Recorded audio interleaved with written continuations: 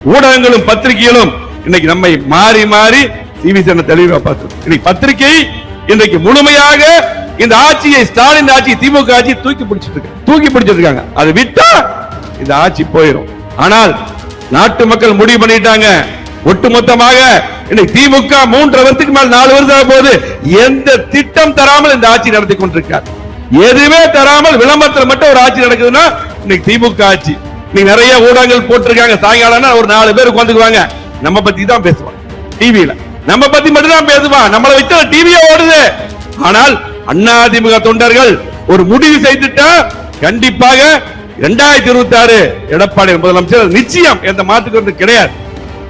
புரட்சி தலைவர் எம்ஜிஆர் அம்மா இருவரும் தெய்வங்களின் பாசறையில் பயின்று தனது ஆளுமை திறமையால் மக்கள் விரும்பும் முதல்வரான இரும்பாலை தந்த சேலத்து கரும்பு மனிதர், குடிமராமத்து நாயகன், முத்தமிழின் பிறப்பிடம், வீரம் விளையாடு மாமதுரையில் வீர வரலாற்றின் பொன்விழா எழுச்சி மாநாடு நடத்தி தலைநகர் சென்னை பெருநகரில் தமிழகத்தின் முதல் பெண் முதலமைச்சர் மறைந்த அம்மையார் திருமதி ஜானகி அம்மையார் அவர்களுக்கு நூற்றாண்டு விழா கண்டு சிறப்பு சேர்த்த எதிரிகளின் சிம்ம சொப்பனம், தமிழகத்தின் விடிவெள்ளி, நம்மில் ஒருவர், நமக்கான முதல்வர், கழக பொதுச் செயலாளர், சட்டமன்ற எதிர்க்கட்சி தலைவர், புரட்சி தமிழர், வருங்கால முதலமைச்சர் மாண்புமிகு எடப்பாடி அவர்களையும் வணங்கி தமிழகத்தின்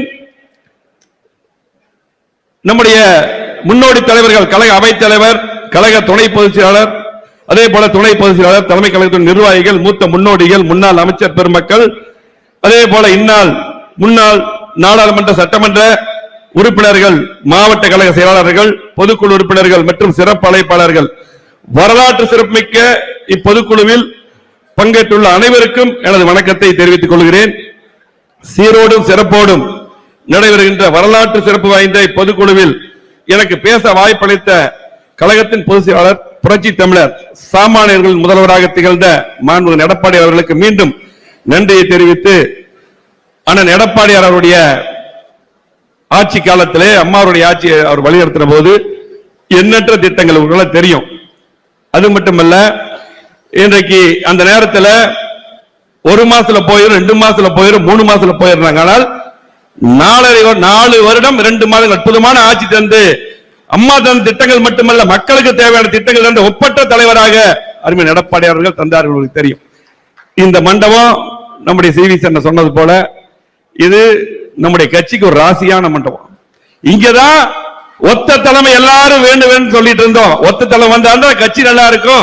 புரட்சி தலைவர் எம்ஜிஆர் அம்மா போல ஒத்த தலைமையாக அற்புதமான தலைவராக எடப்பாடி அவர்கள் இதே இடத்துல தான் நம்ம கொண்டு வந்தோம்.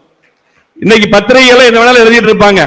பத்திரிகைகளுக்கு என்னன்னா, எப்பவுமே அதிமுக ஒரு வெற்றி வாய்ப்பு இழந்தால் அதுக்கப்புறம் பிரம்மாண்டமான வெற்றி பெறும். அது சரித்திரம், அது எல்லாத்துக்கும் தெரியும்.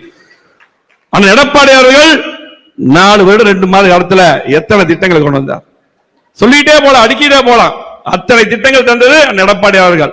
7.5%, இன்னும் 11 மருத்துவக் கல்லூரி, ஒவ்வொரு மாவட்டத்துக்கும் என்னென்ன திட்டங்கள் தேவையோ எங்க மாவட்டத்துக்கு போய் நடத்திக்கிடுவாங்க. இதெல்லாம் 70 ஆண்டு கால பிரச்சனை. ஆனமலையார் நல்லார் திட்டத்துக்கு குழு அமைத்தது. இதெல்லாம் யாருமே கொண்டு வர முடியாத திட்டங்களை பூரா கொண்டு வந்தார் எல்லா மாவட்டத்துக்கும். இன்னைக்கு முதலமைச்சர் மு க ஸ்டாலின் அவர்கள் திறந்து வைக்கக்கூடிய அத்தனை திட்டங்களும் எடப்பாடியார் அவர்கள் நிதியொதுக்கி கொண்டு வந்த திட்டங்கள் தான். யாரும் மறுக்க முடியாது. அற்புதமான முதல்வராக இருந்தான் எடப்பாடியார். பொறுத்தளவுக்கு உங்களுக்கு எல்லாம் தெரியும். ஒரு கிளை செயலராக இருந்து பொதுச் செயலராக இருக்கார்.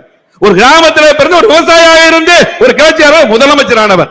ஆகவே எல்லாமே அவருக்கு தெரியும். இந்த மாதிரி பாத்தீங்கன்னா ஊடகங்களும் பத்திரிகைகளும் இன்னைக்கு நம்மை மாறி மாறி சிவி சேனல் தெளிவா பார்த்து இன்னைக்கு பத்திரிகை இன்றைக்கு முழுமையாக இந்த ஆட்சியை ஸ்டாலின் ஆட்சி திமுக ஆட்சி தூக்கி பிடிச்சிட்டு இருக்காங்க. அது விட்டா இந்த ஆட்சி போயிடும். ஆனால் நாட்டு மக்கள் முடிவு பண்ணிட்டாங்க. ஒட்டுமொத்தமாக இன்னைக்கு திமுக 3 வருஷத்துக்கு மேல் 4 வருஷம் போது எந்த திட்டம் தராமல் இந்த ஆட்சி நடத்தி கொண்டிருக்கார். எதுவுமே தராமல் விளம்பரத்தில் மட்டும் ஒரு ஆட்சி நடக்குதுன்னா இன்னைக்கு திமுக ஆட்சி. இன்னைக்கு நம்முடைய தொண்டர்களை பொறுத்த அளவுக்கு யாரும் எதுக்கு கவலைப்பட வேண்டிய அவசியம் கிடையாது. நீங்க எல்லாம் உங்களுக்கு எல்லாம் தெரியும். நீங்க நிறைய ஊடகங்கள் போட்டிருக்காங்க. சாயங்காலம் ஒரு 4 பேர் உட்காந்துக்குவாங்க, நம்ம பத்தி தான் பேசுவான்.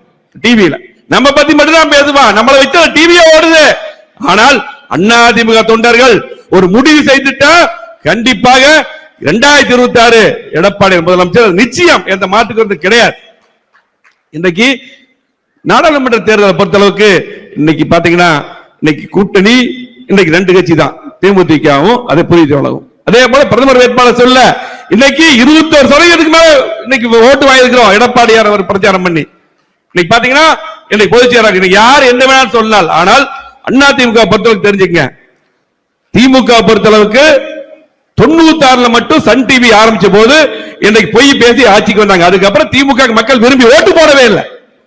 2006 மைனாரிட்டி திமுக ஆட்சி, 2021 கணக்கு பார்த்தா 1.5% தான். 1.5% தான் இன்னைக்கு பாத்தீங்கன்னா வித்தியாசம்.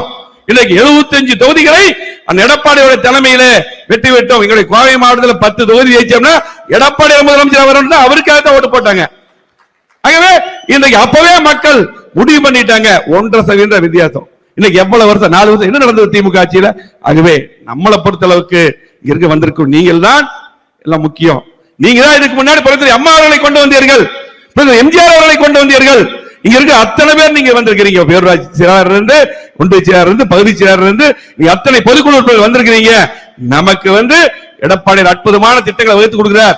அவருக்கு எல்லாம் தெரியும். எதை கிளச்சி பூத் கமிட்டி போடுன்னு சொல்லியிருக்காரு. இன்னைக்கு 65,000 பூத்துக்கு இன்னைக்கு சரியா நேரம் போய் போட்டோம்னா இன்னைக்கு அவர் சொல்றது மட்டும் நம்ம கேட்டு செஞ்சா போதும். இன்னைக்கு அற்புதமாக கண்டிப்பாக நம்ம எதுக்கு யாரும் கிடையாது. இன்னைக்கு திமுக ஒரே ஒரு சாவல் விடுறேன், மு.க. ஸ்டாலின் அவருக்கு தைரியம் இருந்தால் தனித்தனியா நின்று அதிமுக வென்று பாருங்க. தனித்தனியா நின்றால் அதிமுக வெல்ல யாருமே கிடையாது. ஆகவே கண்டிப்பாக நாம் ஒற்றுமையாக இருந்து பாடுபட வேண்டும். அது மட்டுமல்ல, திமுக பொறுத்தளவுக்கு ஒரு தடவை முதலமைச்சராய் இன்னைக்கு ஆட்சிக்கு வந்துட்டாங்கன்னா அதுக்கப்புறம் மிக மோசமான தோல்விதான். அதுக்கப்புறம் மிக மோசமான தோல்வி. இன்னைக்கு பாத்துங்க, இன்னைக்கு பாத்தீங்கன்னா 89 ஆட்சிக்கு வந்த பின்னால் 91 2 சீட்ல ஜெயிச்சாங்க இல்லையா?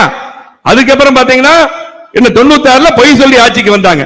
அதுக்கு பின்னால் 2001 மிகப்பெரிய வெற்றியை அம்மா மீண்டும் பெற்று முதலமைச்சராக வந்தார்கள். 2006 மைனாரிட்டி திமுக ஆட்சி. அதுக்கு பின்னால் 2017 எல்லாம் சொன்னாங்க அவ்வளவுதான், அன்னைக்கு கருணாநிதி மகன் நாகரி எல்லாம் அதிமுக அவ்வளவுதான் சொன்னாங்க. அதுக்கு பின்னால் பாத்தீங்கன்னா 2011 200 தொகுதிக்கு மேல் வெற்றி பெற்று அம்மா முதலமைச்சராக வந்தார்கள். அதே போல 2016 தொடராட்சி அம்மா அவர்கள் கொண்டு வந்தார்கள். அதுக்கு பின்னால் 2021 75 தொகுதியில் அற்புதமான பாத்தீங்கன்னா இவர் மட்டும்தான் யாரோ இல்ல கூட இருந்தாங்க ஒருங்கிணைப்பாளர், அவங்க எல்லாம் எங்கேயுமே போல. இவர் மட்டும்தான் போய் பிரச்சாரம் பண்ணி இன்னைக்கு தமிழ்நாடு 20,000 கிலோமீட்டர் மேல் சுற்றுப்பயணம் செய்து 75 தொகுதி கொண்டு வந்தார். 1.5% வித்தியாசம். 1.5% வித்தியாசம். இன்னைக்கு பாத்தீங்கன்னா இன்னைக்கு திமுக பாத்துங்க, நீங்க இன்னைக்கு பாத்தீங்கன்னா யாருமே திமுக ஓட்டு போட மாட்டான். இன்னைக்கு ஏழைகள் ஓட்டு போடுவாங்களா? நடுத்தரவுக்கு ஓட்டு போடுவாங்களா? தொழில் முதலீட்டாளர் ஓட்டு போடுவாங்களா? தொழிலாளர் ஓட்டு போடுவாங்களா? விவசாயிகள் ஓட்டு போடுவாங்களா? எப்பவுமே திமுக ஓட்டு போட அரசு ஊழியர் இந்த ஆட்சி வேண்டாங்கிறா. ஆகவே நம்ம சரியா வேலை செஞ்சா கண்டிப்பாக நமக்கு அதிகமான 200 தொகுதிக்கு மேல் வெற்றி பெற்று எடப்பாடி அவர்கள் முதலமைச்சர் வருவார். ஒட்டுமொத்த தமிழ்நாட்டு மக்கள் அனைவரும் எதிர்பார்த்து கொண்டிருக்கிறார்கள். எடப்பாடி அவருடைய ஆட்சி எப்பொழுது வரும் என்று எதிர்பார்த்து கொண்டிருக்கிறார்கள். ஆகவே நம்ம திமுக பத்தி கவலைப்பட வேண்டியதில்லை. நம்முடைய பணிகளை நாம் போய் சரியா செய்தாலே போதும். நம்முடைய இருக்கக்கூடிய 82 மாவட்ட செயலர் இருக்கீங்க, அதுக்கு இருக்கிற அத்தனை பொறுப்பாளரும் நம்முடைய பணிகளை செய்தால் கண்டிப்பாக நிச்சயமாக வெற்றி உறுதி என்று சொல்லி இந்த சிறப்பான இந்த பொதுக்குழு கூட்டத்துக்கு வந்திருக்கூடிய அத்தனை பேருக்கும் வாழ்த்துக்களையும் நன்றியும் சொல்லி மாண்புமிகு கழக பொதுச் செயலாளர் அவர்கள் இன்றைக்கு நமக்கு அற்புதமான வர வழியெல்லாம் பாத்தீங்கன்னா பொதுக்குழு இவ்வளவுதான்.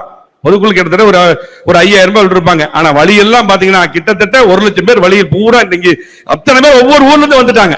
ஒவ்வொரு ஊர்ல இருந்தும் இன்னைக்கு கிளம்பி வந்துட்டாங்க. ஆகவே கண்டிப்பாக அதிமுக ஆட்சி உறுதி என்று சொல்லி மக்கள் மனதில் என்றும் நிலைத்து நிற்கும் சாதனைகளை செய்துள்ளோம்.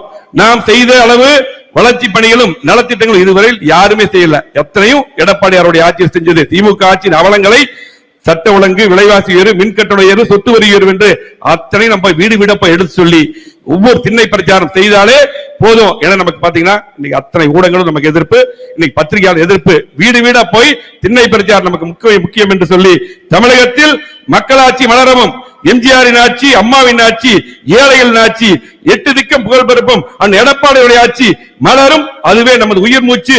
அயராது உழைப்போம் என கூறி நன்றி கூறி விடைகிறேன். நன்றி, வணக்கம்.